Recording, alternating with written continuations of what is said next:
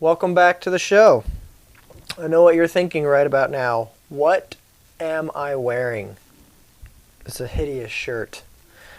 Anyways, I just got home from work, so I need to get my Bible reading in. So hopefully you're here to join me. So thanks for being here. This week we are in the book of Samuel, chapter 1 and 2. And we are going to be reading about a prayer, a special prayer that's answered for a special person, a person God heard, and a person God saw, and a person that was close to God. So, this is 1 Samuel chapter 1 and 2, and it's about a prayer that's answered. So here we go.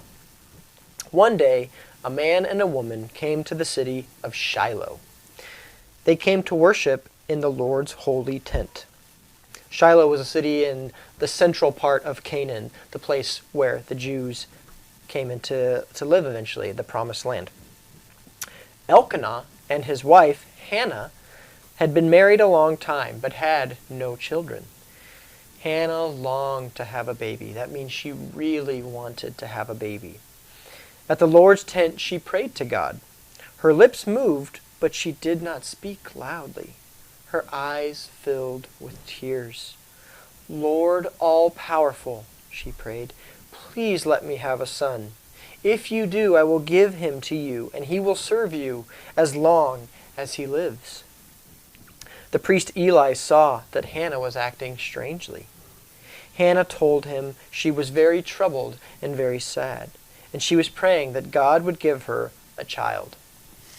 So Eli looked at her and said, "Stop worrying. I'm sure the God of Israel will answer your prayer." And so it happened. In time, Hannah had a baby boy, just as she prayed, and she named him Samuel. And Samuel lived with Hannah and Elkanah for the first few years of his life. But then, Hannah kept her promise. She took Samuel to stay with Eli, where he could serve God. God was kind to Hannah, and he gave her 3 more sons and 2 daughters even. And Hannah saw Samuel every year when she went to pray at Shiloh. The story is close to me, obviously. We named our daughter Hannah. But this is interesting. This story is interesting for a couple reasons. Firstly, it shows us that there is power in our prayers, and that God hears our prayers. And when we pray with a sincere heart and a humbling heart before God, God hears that. And God has the power, of course, to answer those prayers. And so my question for you guys is, when you pray, do you pray with a sincere heart and with a humble heart before God? Humble meaning you recognize your position before God as being lower than him, and you plead with him on that level. Do you pray with a sincere heart and with a humble heart? And importantly, do you believe with that heart that God has the power to answer that prayer? There's significance in this story of Hannah and her son and God's response to Hannah and giving her that son. And it's that God hears all of our prayers, and God is capable of answering those prayers, but we need to do it with a humble and sincere heart.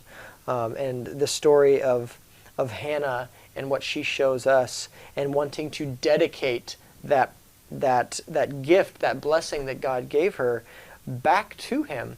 We draw a lot of what we do here at Aletheia from this story, and this story as an example.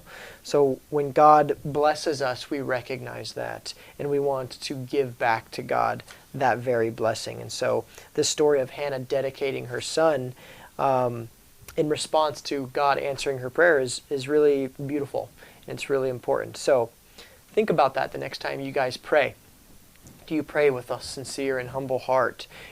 Do you want to give back to God in those prayers, or is those prayers purely for selfish reasons? We should be always looking for ways in which we can give back to God what he gives us. So this story is a great example of that. So join me next week. We're going to be continuing right to the next chapter in 1 Samuel chapter 3, learning a little bit more about this boy Samuel. So that's for next week. Thanks for joining me this week, guys, and putting up with this awfully yellow shirt. See you next time.